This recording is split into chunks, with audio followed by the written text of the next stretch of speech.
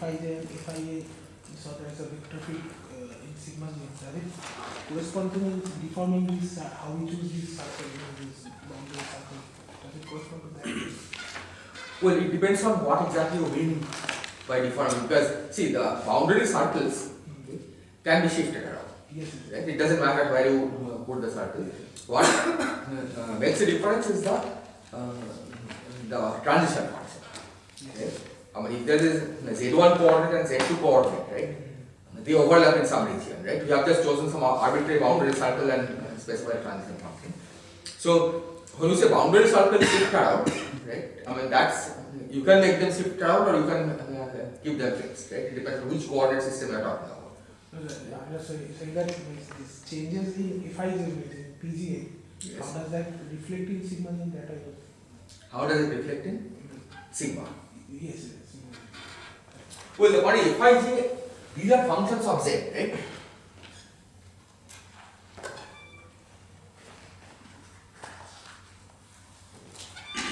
So you wrote zi as Fij or zg, right? So this basically means that we have two regions separating two parts of the Riemann surface, okay, separated by the circle C, okay, which is artificial, right? We have just drawn this circle. Okay. But the important point is that on this side in the coordinate system in Zi and on this side in Zj, okay, Zi and Zj are related by this function relation, Fij. Right? Now, if you shift the circle a little bit, right, it's not going to change this function. Right? It's going to remain the same function, right? Because around the circle, right? It's a, I mean, you're not assuming that there is an lack of analyticity just beyond the circle, right? So there is a certain weight on which this map is analytic. So you can shift the circle around without changing the function itself. Okay. And now the point is, if we change Fij plane, delta Fij. So if Fij becomes Fij minus delta Fij, then the new relation is that Zi new is Fij of Zj minus delta Fij of Zg. And you can rewrite this in terms of Zi only by writing this as Zi old minus delta Fij inverse of Zi old. Okay. So this object, okay, this is what we have called a vector field V. Okay. What is this object? So this is some function of Zi, right? And this function is defined around this circle, right? Because since Fij is analytic around this circle, right? This is a perfectly well defined function around the circle, right? And you are calling it a vector field because the coordinates are changing by V, right? So in that sense, it's a shift of Z, right, which transforms as vector. Right? It's like delta Z. So that defines some function of Z around this circle, right, which is by definition V of Z. That we are calling the vector field of sigma g. On Riemann surface, because these are coordinates on Riemann surface, right? These Zi and Zj are both local coordinates on the Riemann surface in some coordinate bands, right? So any function of Z, right, even if it's defined over only a part of the Riemann surface, right, will be a vector field on the Riemann surface, right, which is analytic in that part. Right? It may have singularities elsewhere, right? But because we are integrating this vector field only on this circle, it doesn't matter if it has singularities elsewhere. Right? So that's the way you are defining. So that's the meaning of vector field on sigma g. It's not a vector field defined everywhere on sigma g, but it's a vector field that's defined around this circle. Is this? We define this omega p on Pgn as giving its correlation function with these operator b of vi and so on. Yes. So why it is a good definition, or I mean, what is the motivation for defining this? So the point is this: the definition follows from starting from Polyakov path integral, right? Thinking of this as the integration over the metric, and then gauge fixing, right? And in that, to follow that step, you will find that you will essentially arrive at some definition like this. Okay? But we will not follow that route, right? We will not try to say how it came about, but we will check that this satisfies various consistency conditions. Okay? And that's what we will take as our motivation. Right? Although, as I said, if you really start from the worldsheet path integral, you can arrive at this definition. That will be for on-shell case. That will be for on-shell case, exactly. And then this definition, right, for off-shell case has some nice properties. Right? That's the reason. Now, because you just take the same definition essentially and generalize it to the off-shell case, right? Is that okay? Okay, are there any other questions? So while defining this Peltrami differentials, you did two integrals. So one was with keeping SI to the right, and another one was keeping the circle to the left. So Yes. why did you do the differential? The first one was on the dz, and the one was on the tz. Why was it so? I mean, was first one was the holomorphic, and then the second one was the anti-holomorphic. Anti-holomorphic. Well, the point is, in general, if you change a parameter, right, the relationship between Zi and Zk changes, and similarly, the relationship between Zi bar and Zj bar also changes, right? And so you have to take into account both of these. So you are asking that why in V, in the definition of P of E, So why the contour is different in these two integrals?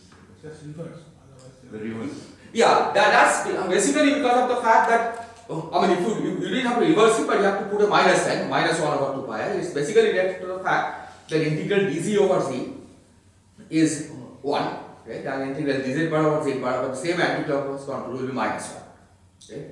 So to make it into plus 1, you normalize it so that it is plus 1, right? And that's the reason why it's reversed.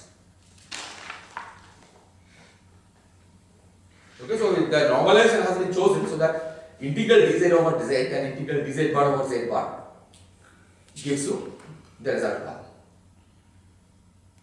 Right? So integral 0 dz bar over z bar, you can think of it in two different ways. One is that it's clockwise, okay, and with a 1 over 2 pi I factor, or it's anti-clockwise, but then it's a minus 1 over 2 pi I factor. That is included in the definition of the integral. Okay, so either way is fine. I mean, you can take both contours in the same direction, but put an extra minus 1 over 2 pi minus sign in the definition of the integral over z bar. So, and these z's are zi's basically, right? Yes, z's are zi's, exactly. It could be either zi or zj, right? I mean, here, I put it as zi nu equal to zi old minus this, but I could have also written zj nu as zj old minus something. So the v would have been plus for that case. Exactly. So v would have had opposite sign. V will always define by this, right? That v is this delta fi of f inverse ij. So f inverse is minus f. F inverse ij is minus fji or something. Infinitesimally, yes. Some delta fij will be minus delta fji. Exactly. Okay. So v will be opposite. Okay. But since you are defining the contour by saying that you will keep zi to one side, right? Then you will be keeping zj to that side. So the contour will also get reversed.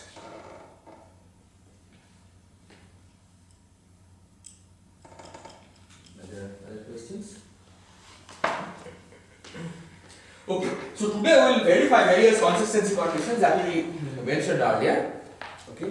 But before you do that, maybe I should explain, okay, through some examples, how it gives rise to the standard procedure that we are familiar with.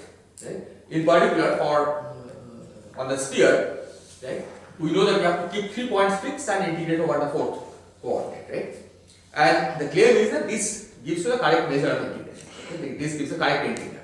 Okay? So let's try to see how this gives a correct integral. Okay, just as for illustration.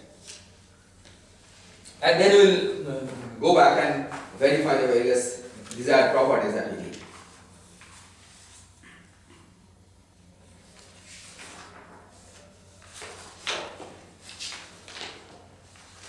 So take 4 concepts here.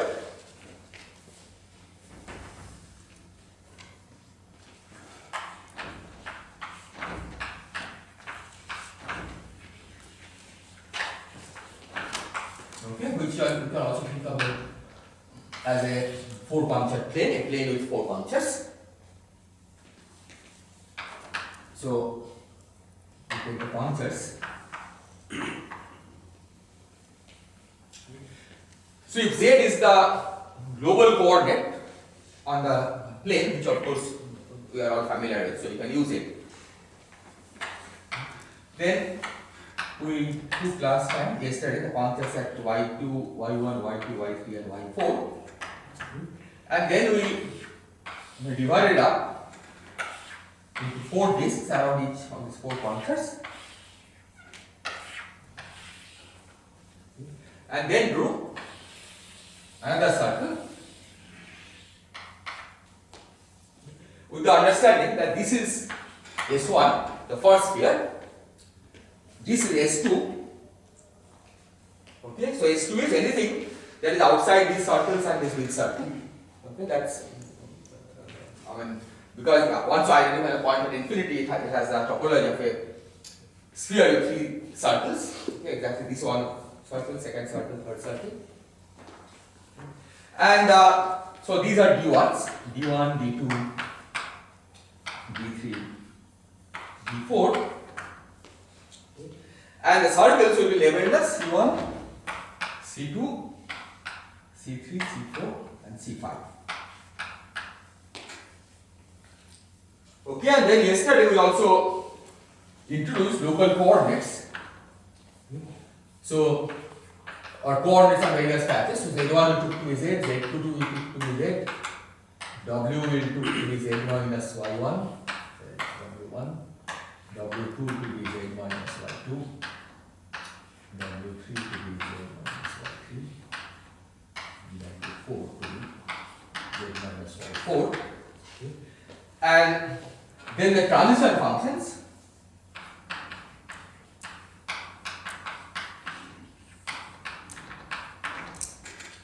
Which basically forgets about the fact that there is a coordinate Z in terms of which we define this. Okay, but does give the relationship between the coordinates on different patches. Okay. So on C1 the transition function will be Z1 equal to W1 plus Y1. On C2 it will be Z1 equal to W2 plus Y2. On C3 it will be Z2 equal to W3 plus Y2. C4 will be Z2 equal to W4 plus Y4, Y3. And on C5 it will be Z1 equal to Z2.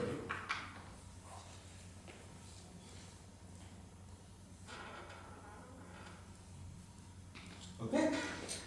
So the way I have labeled, there are four parameters. Okay, I could have introduced many more. Okay, I could have introduced many more by simply adding more things here. Okay, I mean the transition functions are completely arbitrary. This is the way I have labeled these transition functions. It has four complex parameters: y1, y2, y3, y4. Okay. But of course, you know that in this case, only one complex parameter gives a modulus. Okay, because a four-punctured sphere has only one modulus. So let's choose some particular y and declare that that's our modulus. Okay, otherwise will be kept fixed. Okay. So take example. Okay, we'll work out a second example later. Example. Take y1, y2, y3 as fixed numbers and y4 as a complex modulus.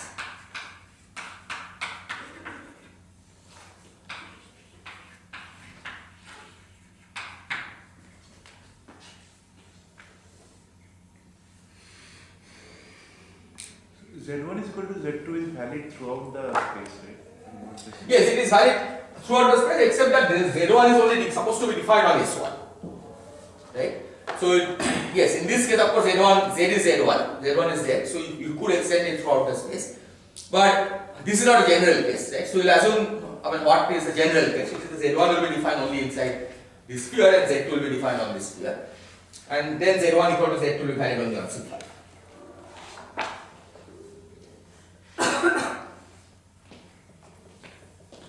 Okay, so So let's follow the rules and see what is the integral. Okay, and I assume on shell amplitude. Okay, that's for simplicity. Assume on shell amplitude. So the choice of local coordinates would be matter. Okay. So AI has a form of C bar C VI, where VI is dimension 1 matter.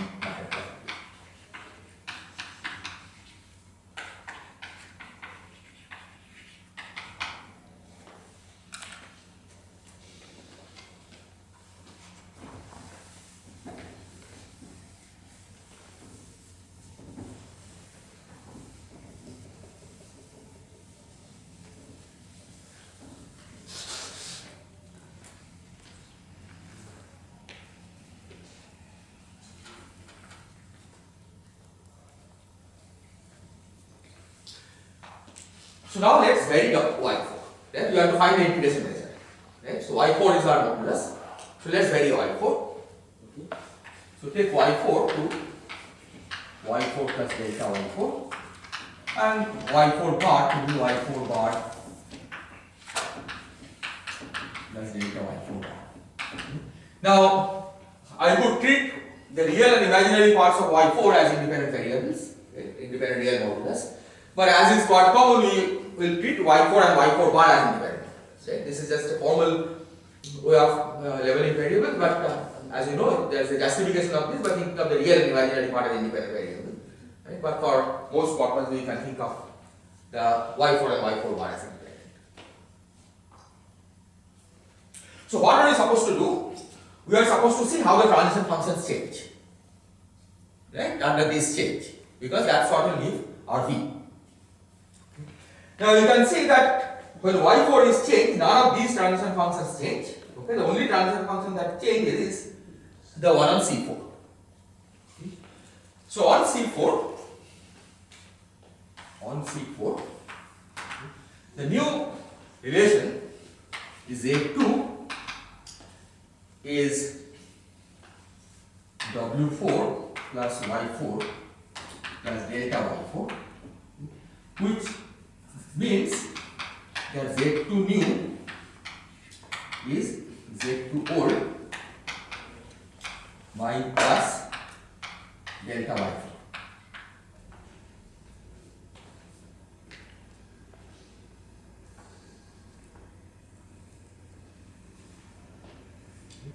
Now, you say these are integrals on this circle. Right? One is this way, the z is this way, z bar is this way. On this Riemann surface, the operators ai are inserted at these 4 points. Okay. So we can evaluate this integral by simply looking at what kind of pole it has, the integrand has at the location of this operator. Okay? Because that's the only place where the integrand has any singularity, right? By Cauchy's theorem, you can just close the contour onto this and pick up the residue. Okay? And that is obtained by simply using this fact that BZ BZ2, let me write this. So I am using the Z2 coordinate. Okay. So in the Z2 coordinate, this would have been located at Z2 equal to I4. Right? Because Z equal to I4 means Z2 equal to I4. When you look at the relationship between Z2 and W4, you can extend Z2 and you have it in Y4. Right? Or you could have rewritten in the W4 coordinate, okay, and you will find the same result. So BZ2 CY4 goes as 1 over Z2 minus Y4. Similarly, B bar Z2 bar C bar Y4 bar goes as 1 over Z2 bar minus Y4 bar.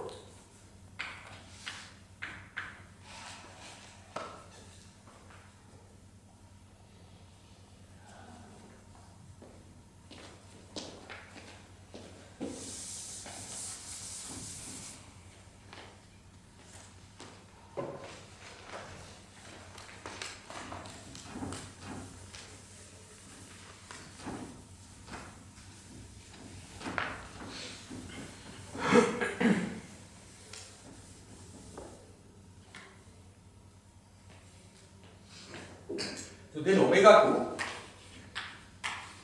2 del y4 del y4 bar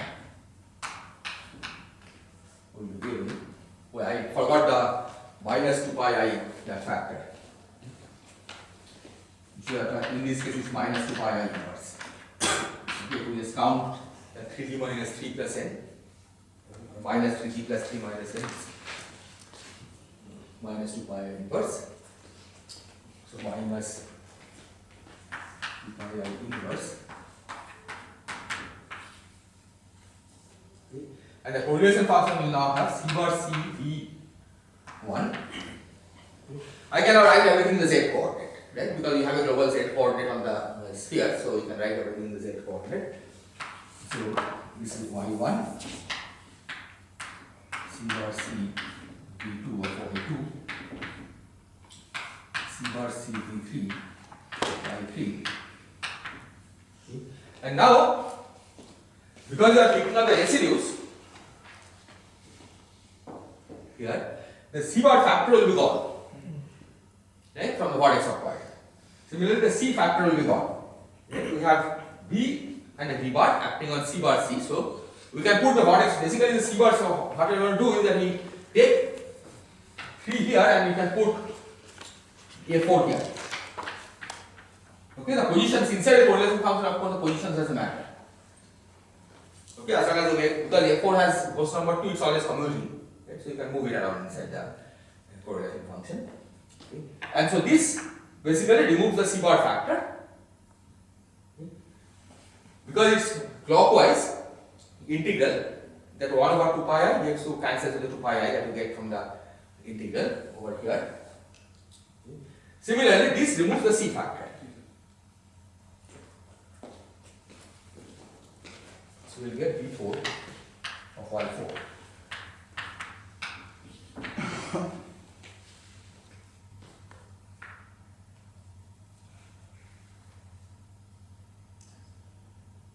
Is this visible? Yeah, This is what I like. but yeah, you Which is the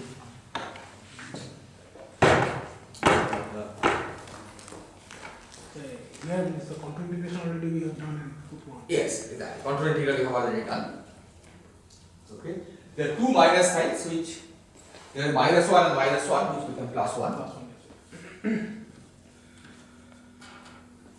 yes. lights are low voltage or so. Low voltage will be- Oh, low voltage, yes. So the big lights are gone. Let's hope that they'll come back. Maybe we can try on off. To try on off, maybe switch it off and sometimes. So the total number of these tangent vectors Yeah. that will always be such that it will be of this form. The C bar and C's of the extra Gauss number they will go only. This for every B. that we- In this case, yes. I mean, but there are other ways of doing this. Now for on-set condition you can show that this will be on. What will be the No, it's not always will be the case that's what. Yeah. Inside these Which one rings, from there? yes? those will take out the extra C bar and C's from within the contour. Yes, but in this case, because the contour was around this, right? The contour could have been elsewhere. In which case, the result will be more complicated.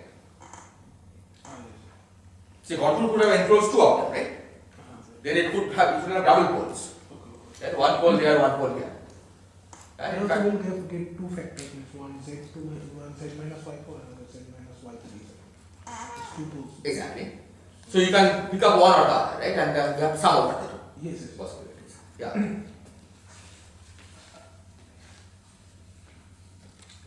So let me just write down the answer. So the integral, then the final amplitude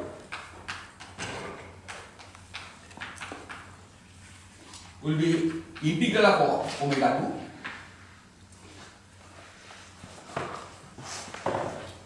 And that is integral dy4 with dy4 bar, right? Because this is a contraction of del y4 bar, right? So that means as a form omega is dy4 with dy4 bar, okay? Because that's when this contraction will be like this times. This integral is now on M04, right? Pardon? So this integral omega 2 is on M04, right? on M04 exactly, right? Which is labeled by, in this case, by y4 and y4 bar, right? So that's why you contract, these are the tangent vectors to M04, right? So as a form, it's dy4 is dy4 bar times automatic apparent, right? So that's c bar c v1 of y1, c bar c v2 of y2, c bar c v3 of y3, v4 of y4.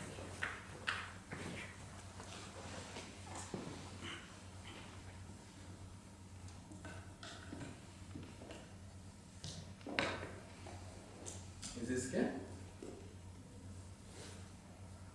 Then all that has happened is that from V4 of Y4, the C bar and C factors are gone ahead because we picked up these residues. In general, we might not have these explicit y4 coordinates on the MGN or Yes, you may not have. so. Then how will we write it? Okay, the point is you can introduce them. See, you introduce arbitrary parameters through the transition functions, and we will do it. We'll take the same example and do it in another way, right? Because essentially what happens is if you know the number of parameters that you need, right?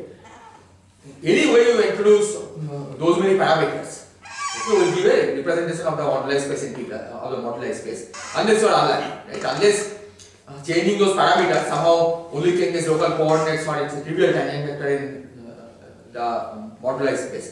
Right? Typically, anything that you do, right, to introduce the right number of parameters, okay, will be a faithful representation of the moduli space coordinate, and you can use it for integrating.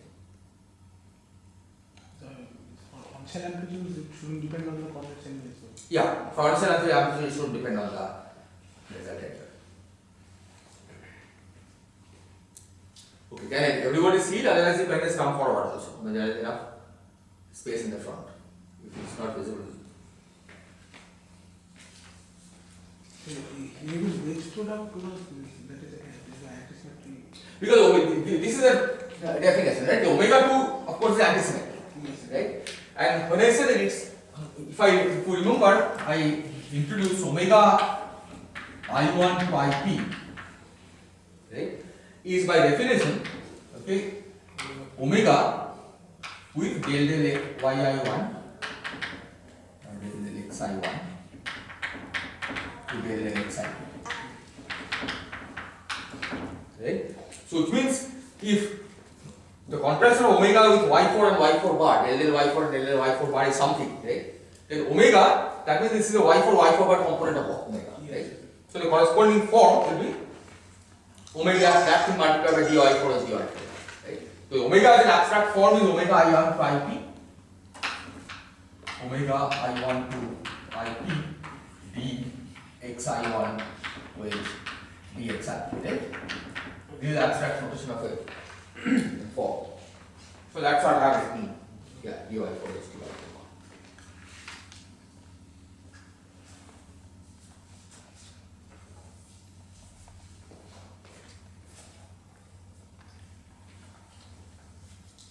So what we are going to do next is to take the same example, but parameterize it in a different way. Okay, and let's see how that goes.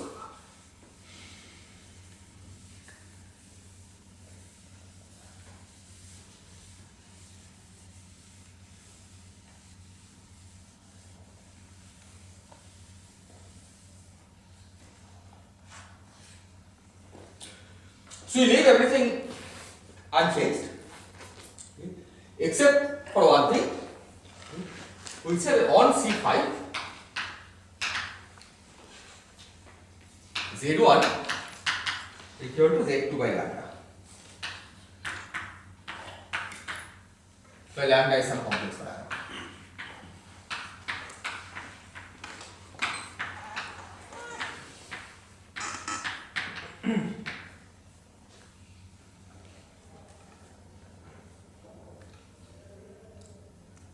Okay, I just change the transition.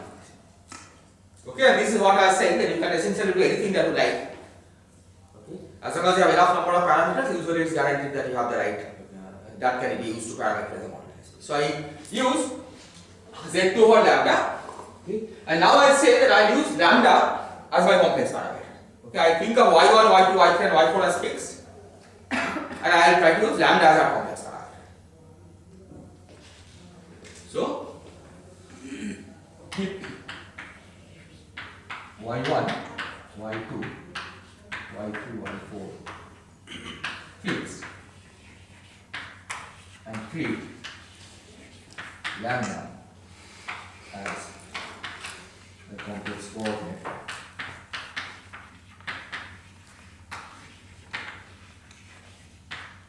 of density.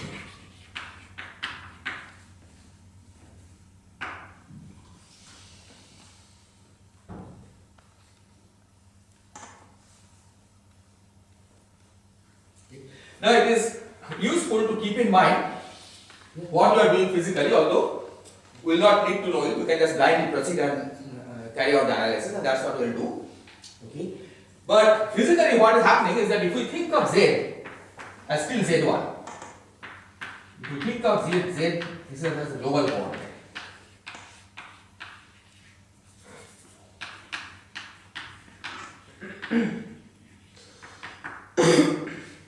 Okay, if we think of Z equal to Z1, okay, as a global coordinate on the plane, okay, then the punctures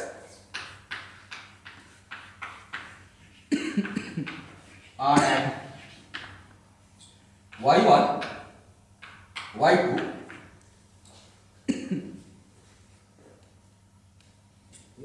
the third puncture is at z2 equal to y3, right? Because it's a w3 equal to 0. This hasn't changed, only this has changed.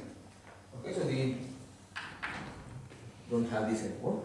So z2 equal to y3, which means in the z coordinate it's at lambda y3 or y3 over lambda. Let me see, maybe it's easier to think of z1 as lambda z2. Let's see what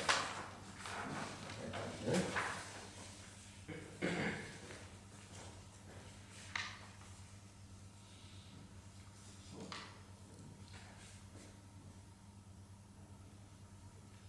Okay, let me put the lambda on this. Okay, it's easier than. Well, if I make that not doesn't make that much difference. Let me write it this way. Okay, so that this is the third one is at lambda y3. No, I think it is correct.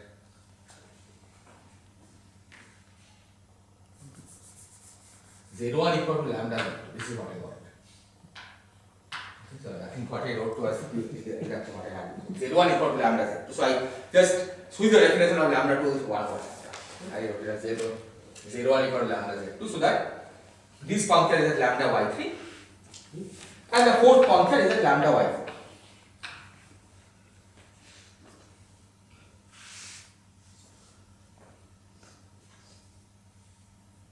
Okay? Is this clear? Right? Because punctures in the z2 coordinate, the punctures are at z2 equal to y3 and z2 equal to y4. Because the punctures by definition are sitting at w3 and w4 equal to 0. Okay? But in the z coordinate, okay, which is the same as z1 coordinate by definition, the punctures will be at lambda y3 and lambda y4.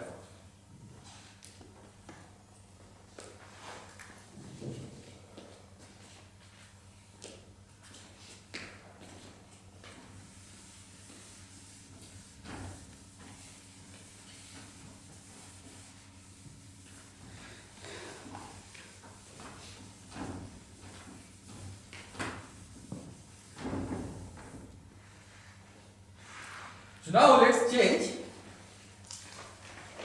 lambda to lambda plus delta lambda. Okay, because you have to find out vector field. Okay, what are tangent vectors del del lambda and del del lambda 1 and see what we get. Change lambda to lambda plus delta lambda. Okay. And now you see that if you do that, these transition functions all remain unchanged. Okay. The only transition function that changes is the one on C5. Okay, earlier it was on C4, now the transition function is changing is on C5. Okay. And how is it changing? It's changing by Z1 new as Z2 is lambda Z2, lambda plus delta lambda Z2, which I can write lambda Z2 is Z1 volt plus delta lambda times Z2, which I can write as delta lambda over lambda times Z1 volt.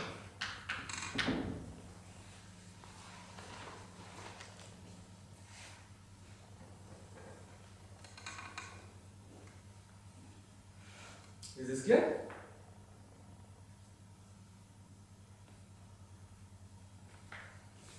So the vector field, so for tangent vector del del lambda, for tangent, it is of the prescription that we have given.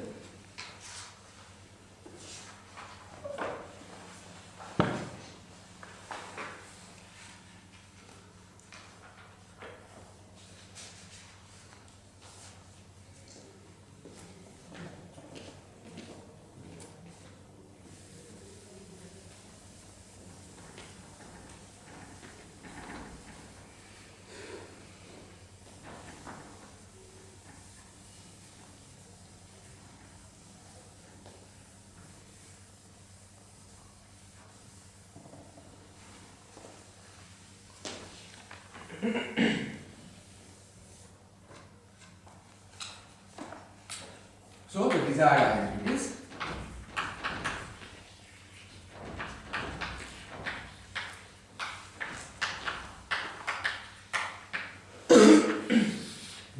and again let me draw the Riemann surface. Okay, just as an illustration. Okay, the genus 2 Riemann surface that we have drawn. So we have two pointers here and here.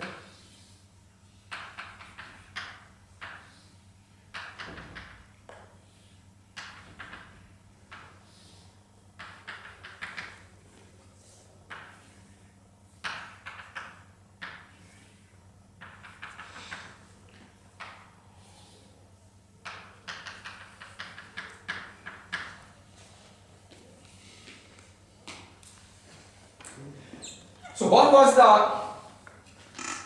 identity? Okay, so we gave a prescription for saying that given a tangent vector of PCN, okay, that is provided by change of the transition functions, what the contraction of the tangent vector to the form does.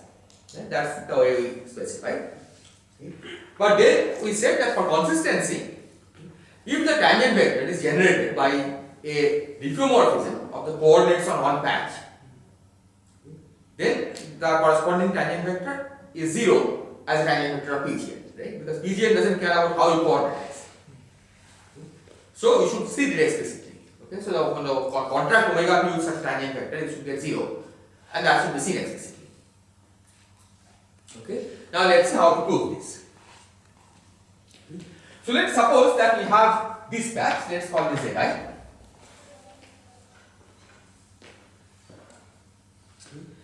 Call these boundaries, let's say C A, C B, and C C.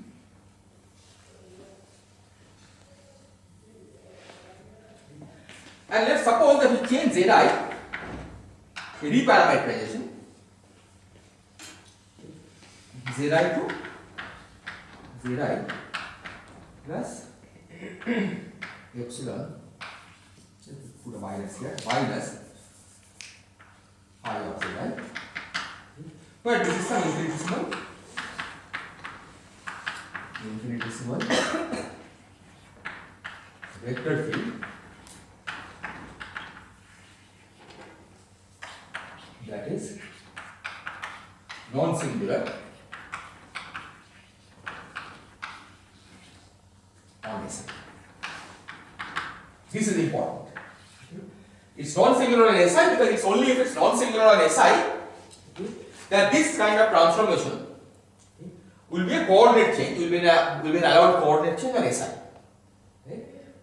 Because if this is non-singular, then zi and zi minus phi zi are equally good coordinates on a side. Okay, if phi zi has singularity somewhere, suppose it develops a branch point, right? Then this doesn't map SI, this doesn't coordinate SI in a one-point fashion. Right? It may be many to one or one to many. Right? So any branch points or singularities of any kind, okay, will have this problem. Okay, so we are assuming that this is a non-singular, which means this phi zeta is well defined everywhere on zeta. So what will this do? It will change the overlap functions on CA, CB and C3. Right? So this will change. This will change.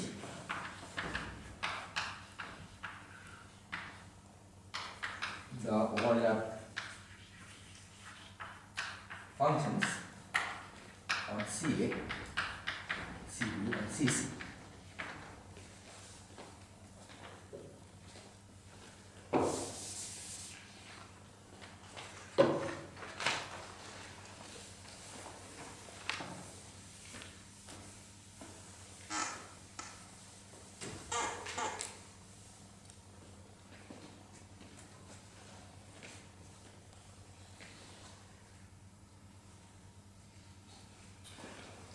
So in particular, it will give rise to a vector field.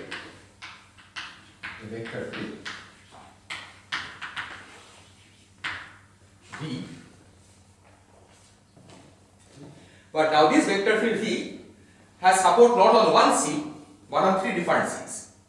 Right? Earlier you are thinking of changing the transition functions one at a time, right? Fij to Fij plus delta Fij, so that the corresponding vector field has support only on that overlap circle. But a change like this will change the overlap functions on all of these circles. Okay? But on each circle, its expression is simple, right? On CA,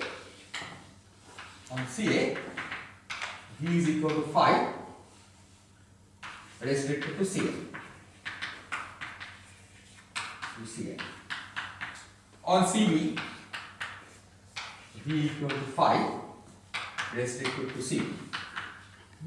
And on PC, V equal to phi now restricted to CC.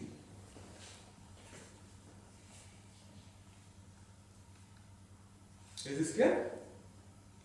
Okay, the important point is that this phi is something that is globally defined on the whole of this side. Okay, which is not what we had demanded earlier for a generic deformation of the Fij's, because we only demanded that the corresponding vector field will be defined over the overlap circle, but not necessarily far away from the overlap circle. Right? Here, this vector field has a property that it's a restriction of a globally defined vector field, which is there at least on SI. Outside SI, of course, it can become singular. Right? You don't care. I mean, if this function is phi blows up somewhere outside SI, then you don't care, because we are using it to reparameterize the circle SI, the sphere SI. Now, the corresponding B of P will now be given by integral over CA phi of Zi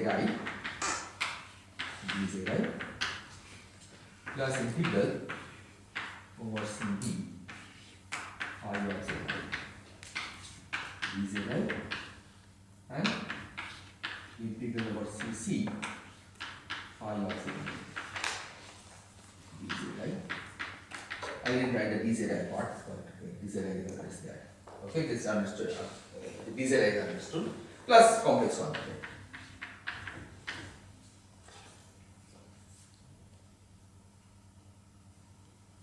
Okay, and let's draw the direction of the contours. Okay, so you are supposed to keep the SI to the right.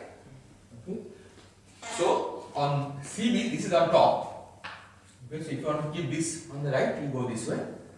Here, if you want to keep this on the right, you go this way. Here, you have to keep it on the right, so you go this way.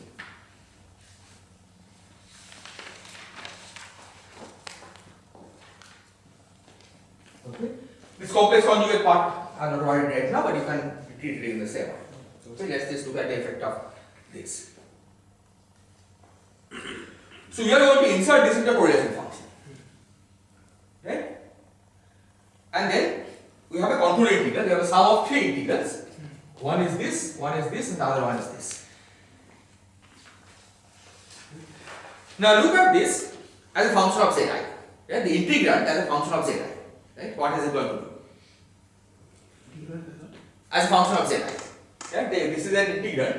Right? It's defined on this, and this. Okay? And you use a zi coordinate. Think of this as how it looks as a function of zi. The whole correlation function. Right? So once you put it on a correlation function, it's just a function. Right? There is no operator or anything anywhere. Okay? So let's look at this. This as a function of zi has no singularity. Phi of zi has no singularity from inside Si. Okay.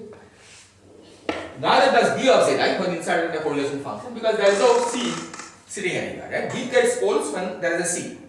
Right? Because BCOP is singular, but there is no C anywhere. Right? This is just Riemann surface without any function. Okay. So this means that this function phi zi bzi, okay, is the same integral everywhere.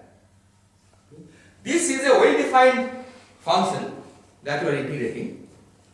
We want to do the integrals only over these three circles, okay. But regarded as a function, it's a perfectly well-defined function over the whole of its side. Okay. So now, furthermore, this is holomorphic, right? Integrand is holomorphic. Phi of zi is holomorphic, and B of zi correlation function is also holomorphic function of zi. Okay. So we cannot deform the contour.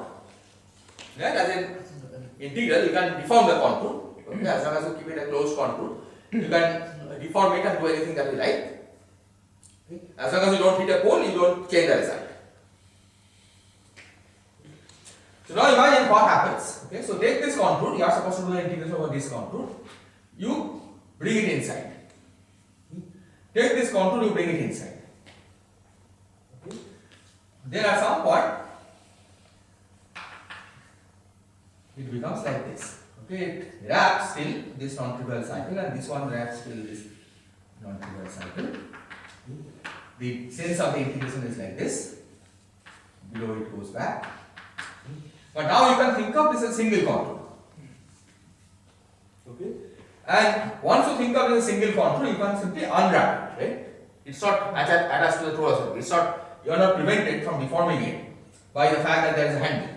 Right? Because it's like you bring two contours from two sides of the handle, and then you join, and then you pinch on the handle. So now you can keep deforming it to here. Okay, since you are still inside Si, right? There is a singularity, so you can keep deforming it, and then eventually you can bring it on top of Ca. But you can see that this contour is in the opposite orientation than Ca. Right? So when you add it to this, right? So this plus this is what we started deforming. But by the time you have brought it on top of Ca, you have two exactly same integrals but in opposite orientation, and hence the result is 0. So we could have projected this sphere onto a plane and saw that since these functions are will be here. Yeah. Well, this is not a sphere. Yeah, see here you could project it on a plane. Exactly. That's right. So what you are saying is that, yeah, maybe we can do it that way. That we could have thought of just look at this part, right? The sphere that is bounded by C1, C2 and C3, right? So we have our CA, CB and CC, right? We have CA, we have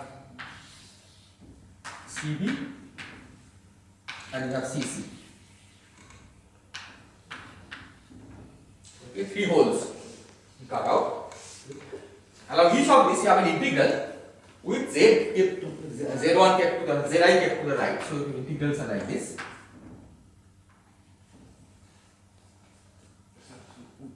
CA will be in the reverse direction.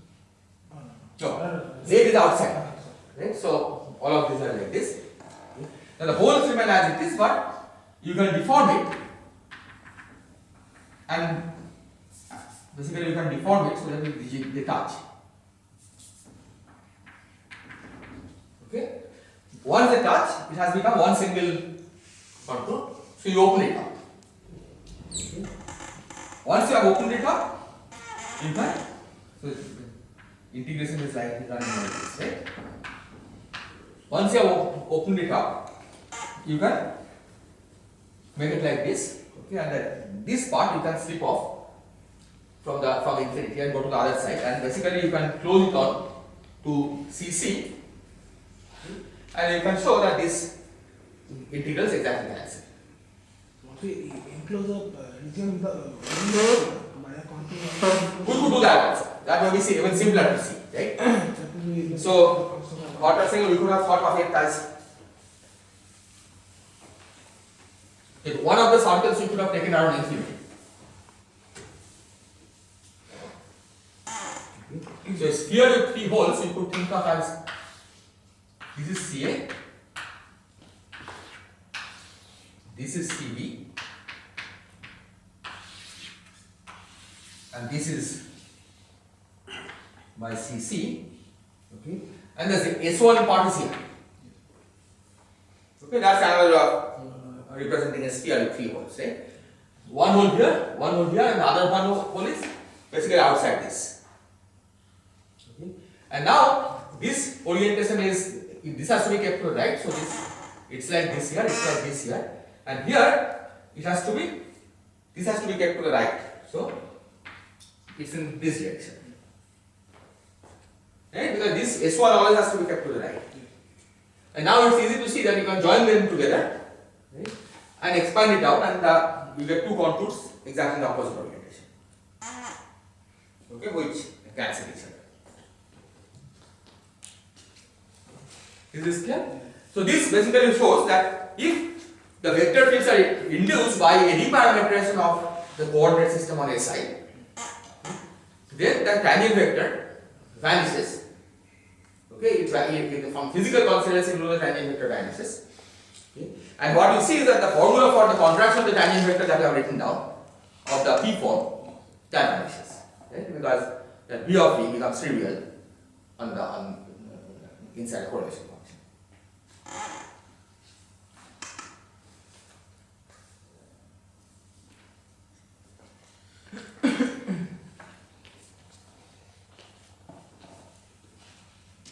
Are there questions?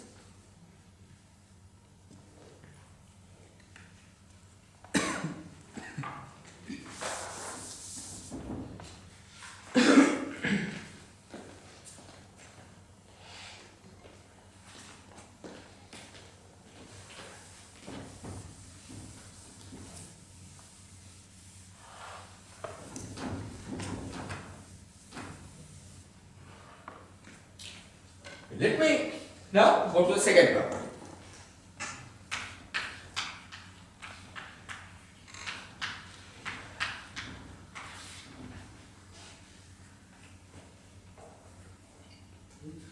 Now we are going to reparameterize dot. This proof will always work because we always have a sphere with 3 holes. I mean, for every diagram. Yes, yes. So the point is for it.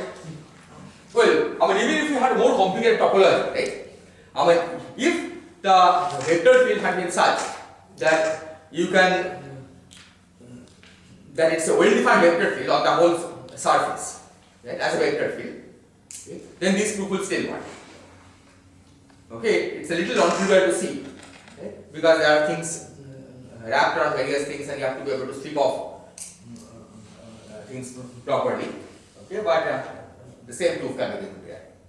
Right? Well, after all, a generic Riemann surface, right, you can build out of these kinds of spheres with 3 holes glued together.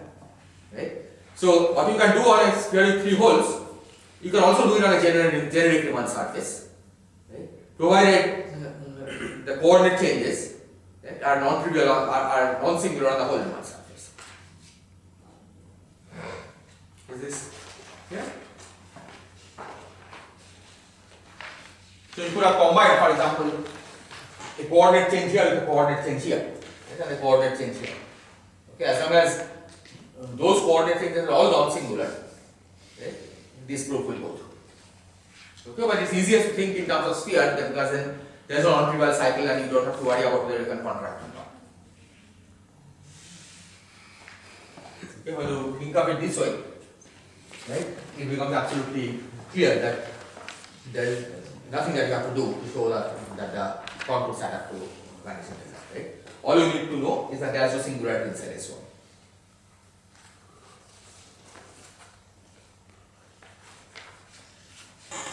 Okay, so now the property 2 is that if we take WA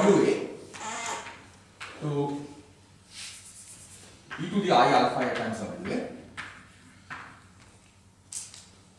okay, and for infinitesimal alpha, alpha is small, you get I delta alpha A WA.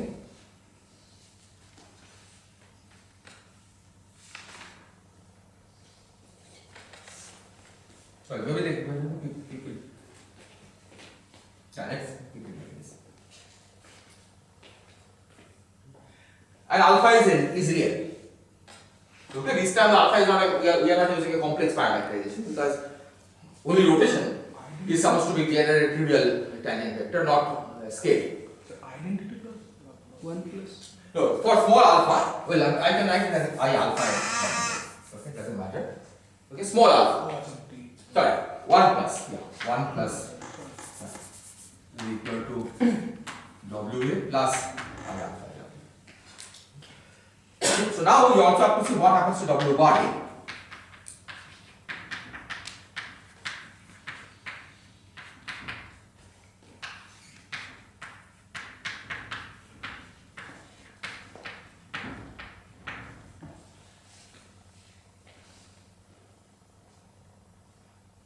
Okay, suppose you make a reparameterization of WA of this kind.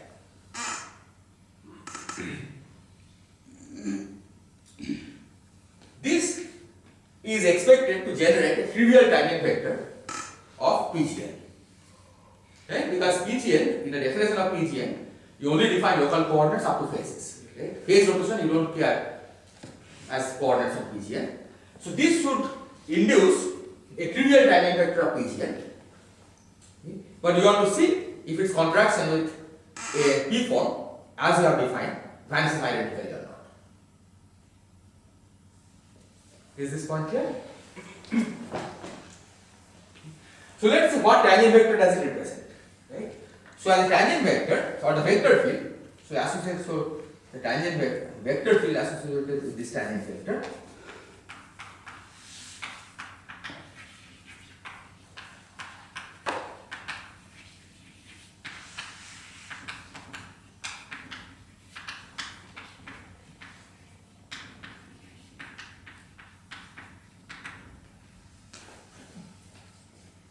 is that V is IW and V bar is minus IW bar.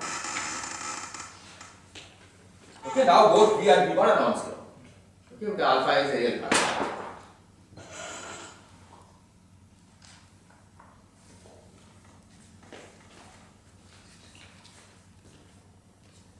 Again, sorry, I should have put the minus sign. Okay, because the change is the definition of vector field includes a minus sign in the change. Okay, so there is a minus sign. Right? and control integration will be opposite. Yeah, so we'll come to that. So the definition of B of V. So I can erase this now.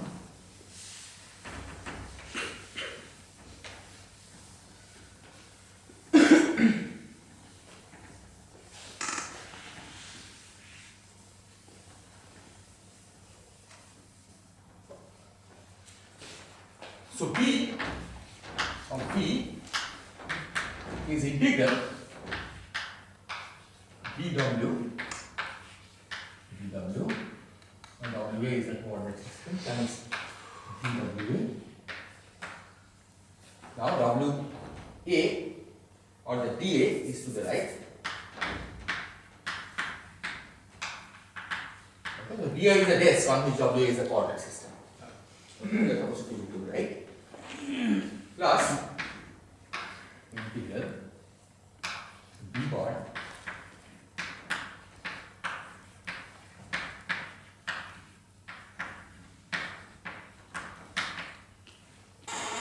this is dA to left.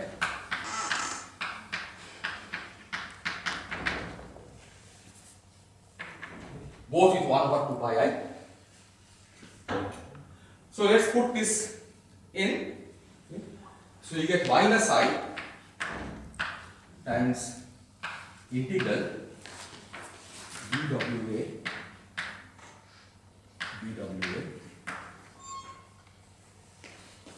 times WA plus integral dWA bar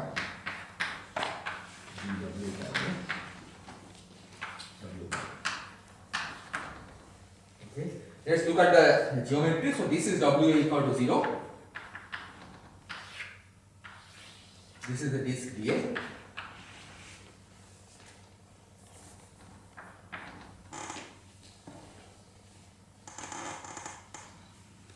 Okay.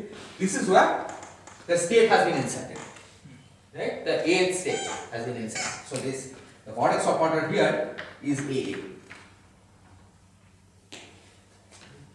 And then you have the integral.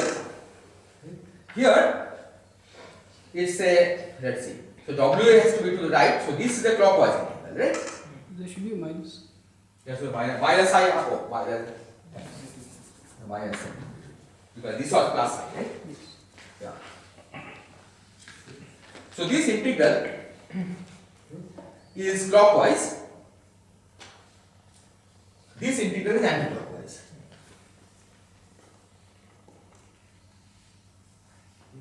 But now look at it as an operator. Okay? There is an operator sitting at the origin, right? Sorry, look at it as a state. So here you have the integral, okay, with this operator sitting at the origin. But using the state operator correspondence, we can think of this. Okay, remember that B, the expansion of B, sum over n, Bn, W minus n minus 2, and B bar of W bar, sum over n, B bar n, W minus n minus 2. Okay, so forget about the rest of the correlation function. Okay, but just see what's happening near this states. So using the state operator correspondence, you can identify this as B0. Right? If you multiply by W and do the integral, okay, the result that the residue that you pick up is B0. Okay. So as an operator, so this multiplied by AA and WA equal to 0. But as a state,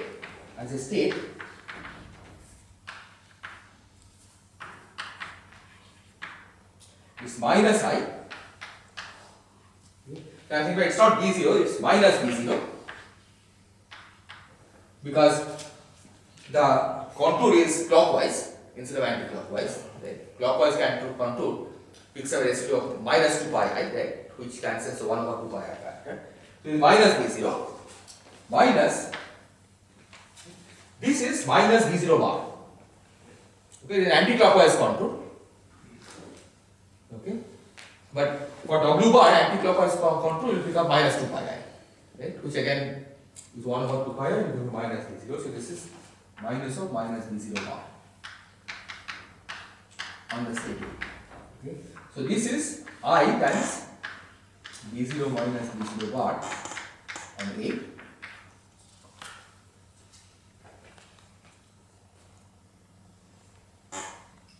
And now you recall that we have imposed on a generic optional state, okay, the condition that B0 minus B0 bar must be annihilated.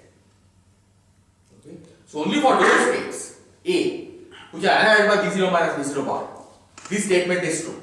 That this particular tangent vector is trivial inside a correlation function. That the contraction of omega with this tangent vector vanishes provided A satisfies B0 minus B0 bar acting on A equal to 0.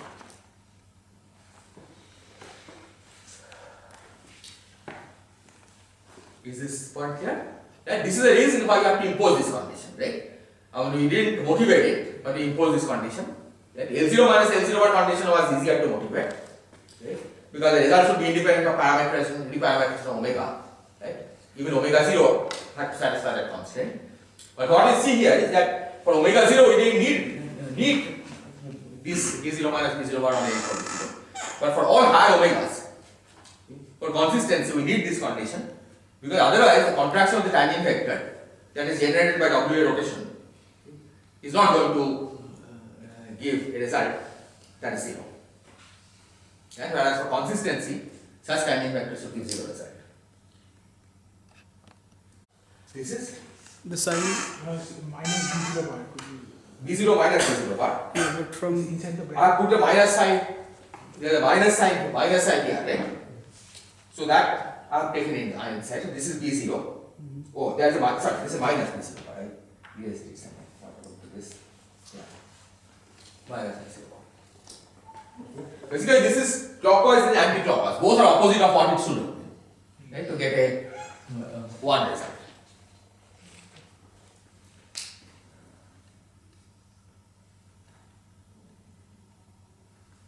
Is this okay? Okay. Maybe let me just do the third consistency check, because then that will finish this chapter.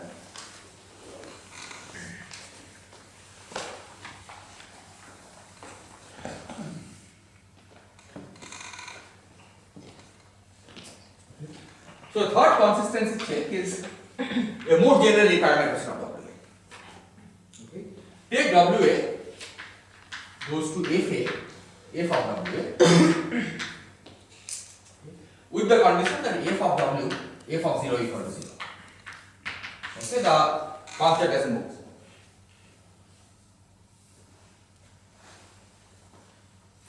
This is a non-trivial tangent vector in general. Okay, and there is no reason why the contraction of this tangent vector with omega should give you 0. However, for this is a trivial tangent vector in MGN, right? Because MGN doesn't care about what local coordinate system is chosen. Right? MGN only cares about the fact that punctures have to be located at the right position, right? So as long as we keep W equal to 0 fixed, MGN doesn't care about that. So this means that the on shell amplitudes should be insensitive. Okay? If the external states are on shell, then the contraction of the tangent vector generated by such diffeomorphisms with omega should give you 0.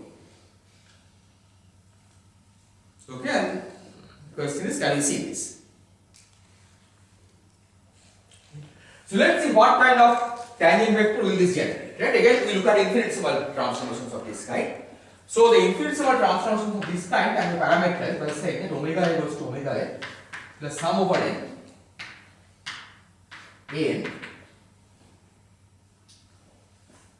omega a n plus 1, where n is greater than or equal to 0. Well, these are infinitesimal parameters.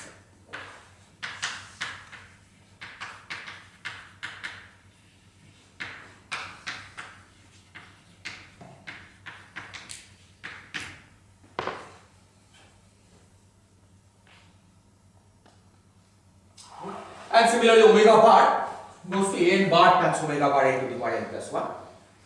And now I'll take a and a bar to be independent. so these are omega or W's? W, sorry, they are W's. Omega is the form. So they are W's.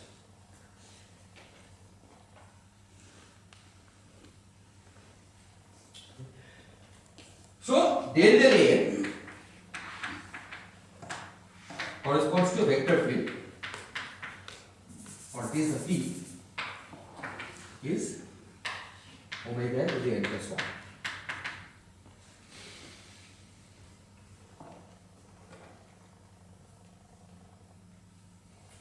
So B of E minus, okay, because here after the plus minus, B of E will be minus integral omega W to the power n plus 1 B of W.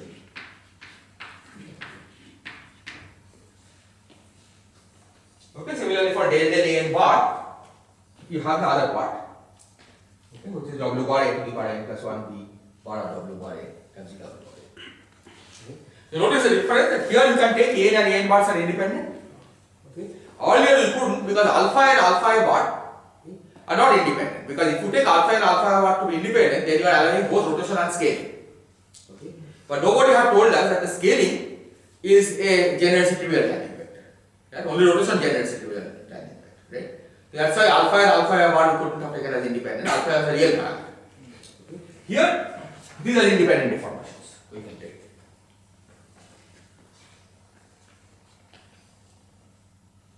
So now again we put it here, right? It's the same story. Okay, what we did here we can repeat. So what is the difference? Instead of getting WA, we get WA to the power n plus 1. Right? So this generates Bn on A. Right? Or Bn bar on A. Right? If we use the B bar. And this of course doesn't vanish for general option state. Okay. However, for if A is C1 C bar 1 times B, which is matter parameter,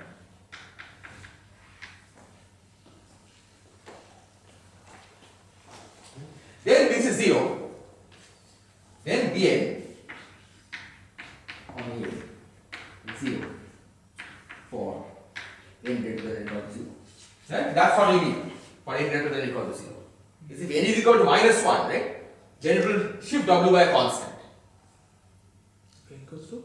If n is equal to minus 1, that will correspond to shifting W by a constant. Right? That is not allowed anywhere. Okay? That will change even the onset amplitudes. Because that will not present. That will move the constant, right? But for the as long as you take n greater than or equal to 0, right, those diffeomorphisms should generate trivial tangent vector of MGN. Right? And we see that indeed that the corresponding state that you get, okay, that is inserted into the correlation function, vanishes for when ANs are on shell states. Right? When this is C1 C1 bar on matter, then B0 onwards annihilates this. Right? Because B0 on the vacuum is 0, right? B0, B1, B2, all of them annihilate the vacuum, right? In fact, even B minus 1 annihilates the vacuum. But B minus 1 wouldn't annihilate this because there is a C1 sitting there. Right? That's precisely the right point onwards, okay, for which the corresponding amplitude vanishes. Okay. So this shows then that these kinds of tangent vectors, which are generated by these kinds of vector fields for n greater than or equal to 0, these are non-trivial in PGN. Okay, a generic option state. Okay, if you have an amplitude of a general option states, then the contraction will not vanish with these tangent vectors. But these are trivial in MGN. Okay, because for on shell states, if all the external states are on shell, then these tangent vectors do vanish.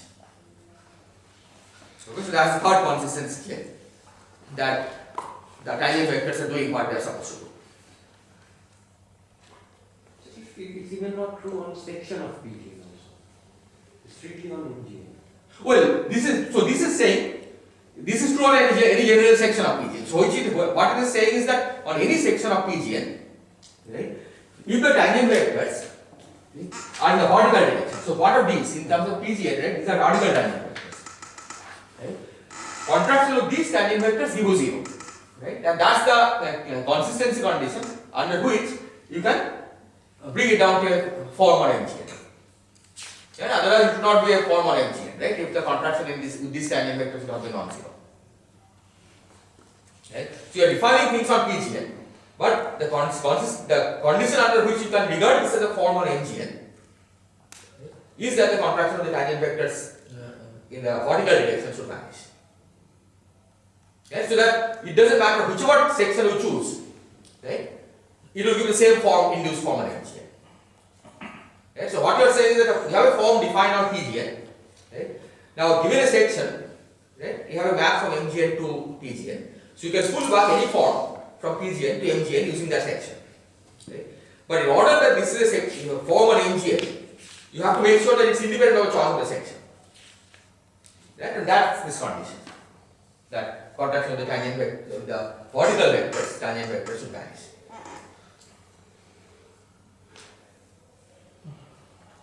Okay, so I think I'll stop there and continue. So for the phase rotations, you mentioned that we need to sort of mod out by these phase rotations because otherwise we cannot define a section. There are some topological obstructions. That's right, yes. So can we use this property 3 to argue that there are no further topological obstructions? Because if there were, then Well, I mean, the point is, this, for this whole construction to make sense, you need property 3 okay, or property 2. Okay, yeah. yeah. But I don't know whether it's whether this by itself we can use as a proof. The only proof I know, okay, or kind of proof is by explicit construction. I mean, this Zoidberg's paper on closed-ring field theory gives an explicit construction of local coordinate system on the moduli space. Okay, which, I mean, once you have an explicit construction, you know that there is section. Right? Right. That once you don't give up the idea that you keep track of the phase, right? What he does is he has given an explicit construction of the of a section. Right? So the existence of a section is, I mean, is a consequence of that, right? Because you have an explicit construction in this closed-ring field theory. But because it's a global obstruction, I don't know if we can prove it just by these kind of local studies.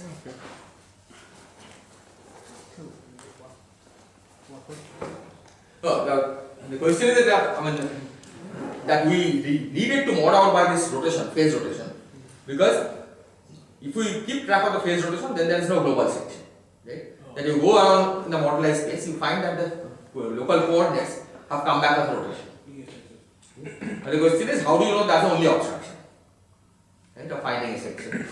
Right? And the only explicit proof I know is that in Zoidberg's construction, I mean, he has an explicit construction of section. Right? So that's the proof that there is not an obstruction.